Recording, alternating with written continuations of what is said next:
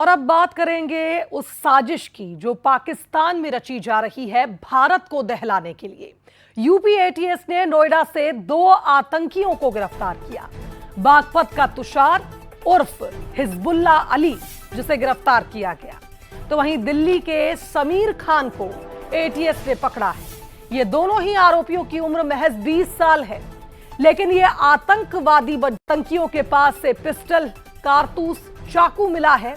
Pakistani gangster Shahzad भट्टी से जुड़े हैं ये दोनों आतंकी वारदात के लिए पैसों का लालच इन्हें दिया गया। 2 दिन पहले 2 शूटर गिरफ्तार हुए थे जो ग्वालियर के डबरा से गिरफ्तार हुए थे। और अब आप देखिए दिल्ली के होटल में फायरिंग की साजिश रचने वाले जहां 2 आतंकी पहले ही गिरफ्तार हुए थे और अब नोएडा से इन 2 आतंकियों को पकड़ा गया। तो युवकों को लालच देकर जिस तरह से शूटर बनाकर देश के खिलाफ साजिश रची जा रही है, पाकिस्तान में बैठकर लोग इन युवाओं को ब्रेन वॉश करते हैं और फिर आतंकी बनाते हैं।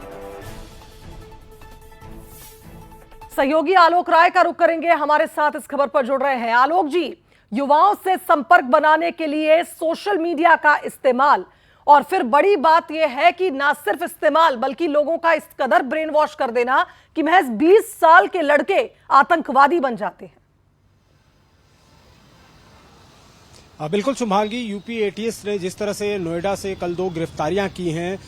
जिनके बारे में ये दावा किया गया है और जो जानकारी सामने आई है एटीएस द्वारा, जो बताया गया है कि ये पाकिस्तान की जो खुफिया एजेंसी आईएसआई उसके संपर्क में थे और आईएसआई से जुड़े हुए जो गैंगस्टर हैं उनके संपर्क में थे और इनको ये काम दिया गया था, जिम्मेदारी दी गई थी कि भारत में स्लीपर सेल को खड़ा करना है और जो है टारगेट किलिंग करनी है, साथ ही साथ जो है हैंड ग्रेनेड से जो है किलिंग करनी है। तो कुल मिलाकर एक बड़ा जो है रैकेट चल रहा था जो आईएसआई और उससे जुड़े हुए गैंगस्टर थे उनके द्वारा भारत में ये जो है इस तरह से चलाया जा रहा था। और जो 2 गिरफ्तारियां हुई हैं जिसमें एक पश्चिमी उत्तर प्रदेश का रहने वाला है, दूसरा दिल्ली का रहने वाला है, इनके पास से तमाम दस्तावेज मिले हैं, तमाम हथियार मिले हैं और जो जानकारियां सामने आ रही वो बहुत चौंकाने वाली कि किस तरह से सोशल मीडिया को हथियार बनाकर इनका ब्रेन वॉश किया गया। इसके बाद इनको जो है ये पूरा एक जिम्मेदारी दी गई, एक रिस्पॉन्सिबिलिटी दी गई कि इस नेटवर्क को, नेक्सस को और बढ़ाओ और ज्यादा युवाओं का ब्रेन वॉश करो, उनको अपने साथ जोड़ो ताकि एक स्लीपर सेल खड़ा हो सके पूरे इंडिया में। और साथ ही साथ जिनको टारगेट किलिंग का जो है दिया जाएगा जिम्मेदारी, रिस्पॉन्सिबिलिटी, साथ ही साथ हैंड ग्रेनेड कैसे चलाने और किन विशेष लोगों की किलिंग करनी है,